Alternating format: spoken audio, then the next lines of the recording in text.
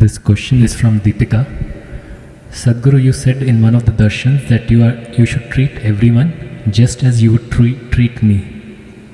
Sadhguru, you are a Karuna avatar, but I have one inhuman nasty creature in my home. It becomes difficult to see you in him. How to deal with him in this situation?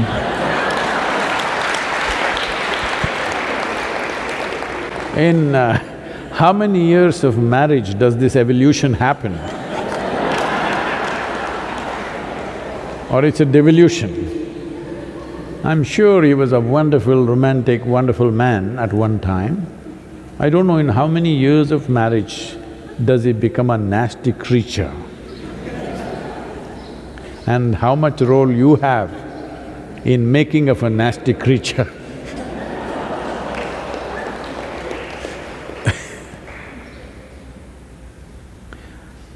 See, especially if he is nasty creature, especially if it is so, this is your perception.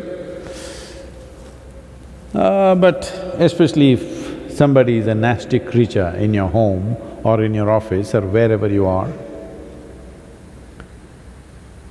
you seeing something in a certain way is not about them, it's about you.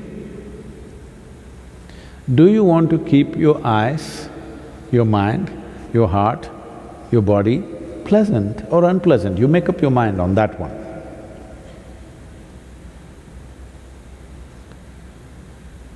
Now, if you look at him, I said even that nasty creature, please look at him, it's like me.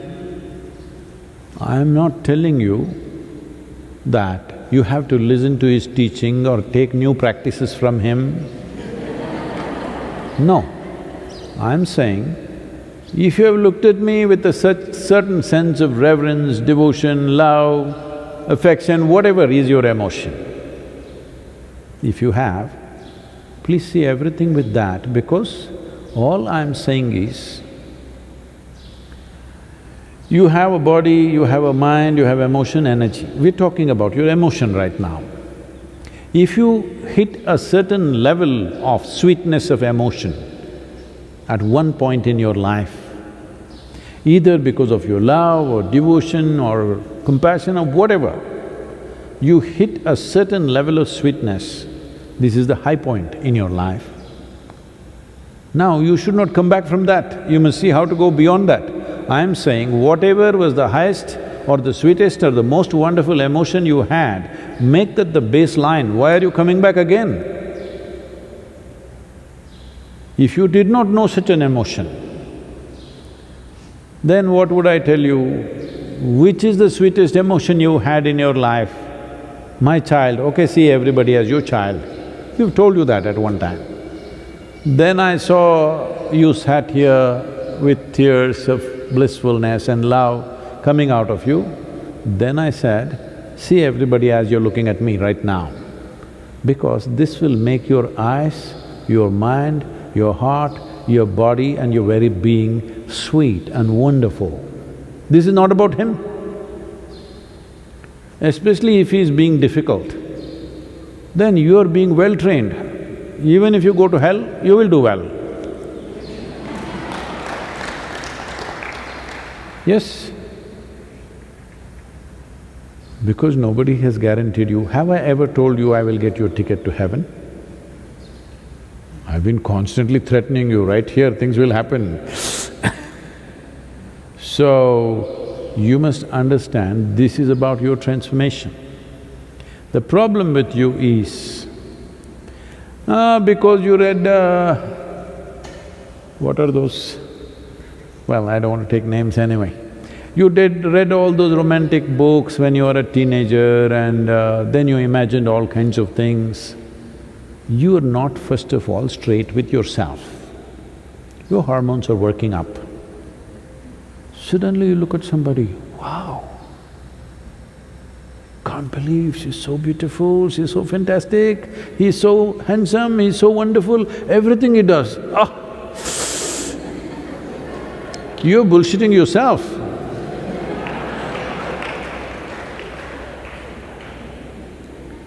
No, no. Whatever they do, you make yourself beautiful. Now even if they're doing nasty things, you're still wonderful. This is different. You know they're doing nasty things and you're still wonderful. This is fantastic. They are doing nasty things, but you think they're doing beautiful things. This is a stupid nonsense. I'll tell you. Somebody who was serving in Indian army had told me this story because we went through a similar situation somewhere else. So at that time he was narrating this. They were posted in the northeastern region where there's a certain amount of elephant population. So he is a battalion leader, he is heading about a group of 18 to 20 people, I think, they're marching in the forests. And they see a huge tusker, everybody backs off, all of them have weapons, okay, powerful weapons. This is an anti-insurgency group, that means they're fully armed and equipped. They can shoot down a tusker from 100 meters, 200 meters, whatever they want. But they all back off because that's not the reason why they are there. But he was telling me this because some situation happened like this with one South Indian person. So suddenly there was one Tamil man in the thing who was a sergeant, Havaldar. He put his weapons down and he said, "Ganapati has come, Ganesha, Ganesha." And he started chanting a mantra. He knew some Ganapati mantra, he started chanting. He ran in front and he went close to the elephant, just 50 feet away, and went down on his knees and started loudly saying the chant. The elephant looked at him, who is this bloody fool, you know? Calling him all kinds of names that he doesn't like. And these people were watching, this is some kind of a miracle happening, the elephant is just standing there and this guy is on his knees chanting. The elephant moved so quickly, and within less than 2 seconds or within probably 5 seconds, he was upon him, he just crushed him, turned back and went. These people were just aghast and they're just watching him being crushed. Then some people pulled out the weapons. When the person whom I knew was in charge of it, he calmed them down because it's already dead. The man is dead in one shot. Why I'm saying this to you is, wild elephant is not going to do pleasant things to you because you call him a god. You call him Ganapati and try to worship him, he is not going to do, he will do what he has to do. Similarly, the creature in your house,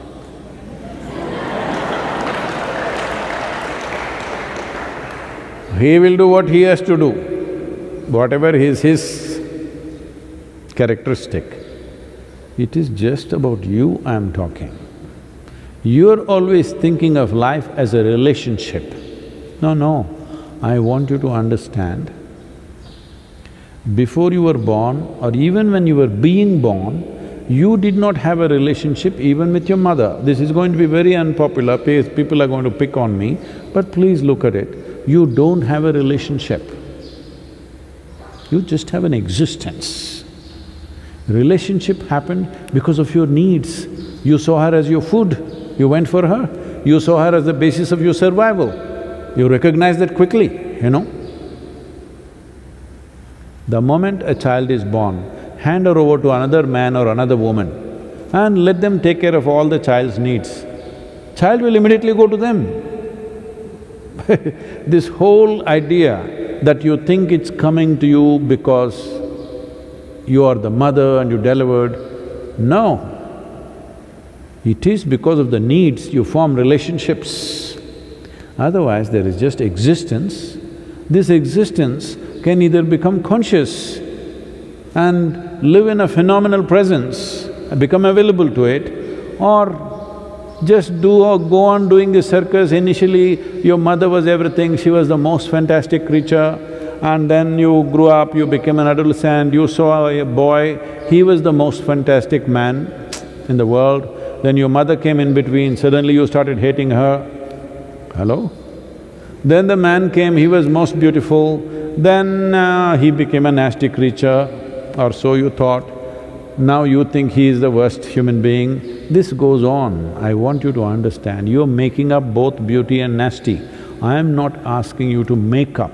I am not asking you to think whatever this person is doing is fantastic. That's a stupid way to exist. It's just that if you see everything, whatever is the peak experience you've had, make that the baseline. This is growth. You played the snake and the ladder game? Swing, swing, shk. You played that game? Snake and the ladder game. So when you play this game, your intent is once you climb a ladder, you don't want to come back. You don't want to hit a snake, you want to find another ladder, go up, that's a natural expression of life. So once you know a certain level of sweetness within you, don't bring it down. That should be the basis. The next thing should be better and better. So when I said right now you are sitting here with tears of ecstasy and love like this with me, then I said, let this be the basis. Don't go down from this. See everything as this. At least let this much happen. If this is continuously happening, constantly happening, then of course you will hit another ladder. Just a little bit of time. Don't come down, that's all I said. And please don't describe him as a nasty creature. Poor man.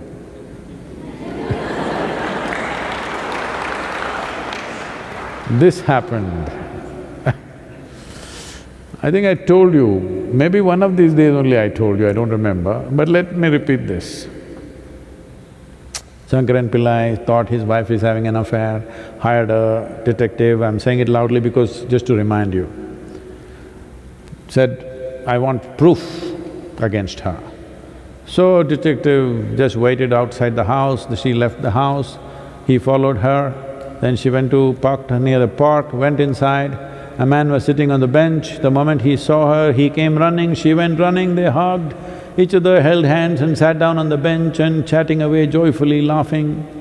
He took the whole video and within a few hours he came to Shankaran Pillai in his office and said, I got all the proof that you wanted just in one day. I did my job, I have the proof, here, watch the video. Shankaran Pillai started watching the video and said, no, I can't believe this, no, this can't be, I can't believe this, no, I can't believe this. I said, what you can't believe? It's a video, it's not doctored, it's just a video that I took just now. He said, that's not the point, fool, I can't believe she's so much fun.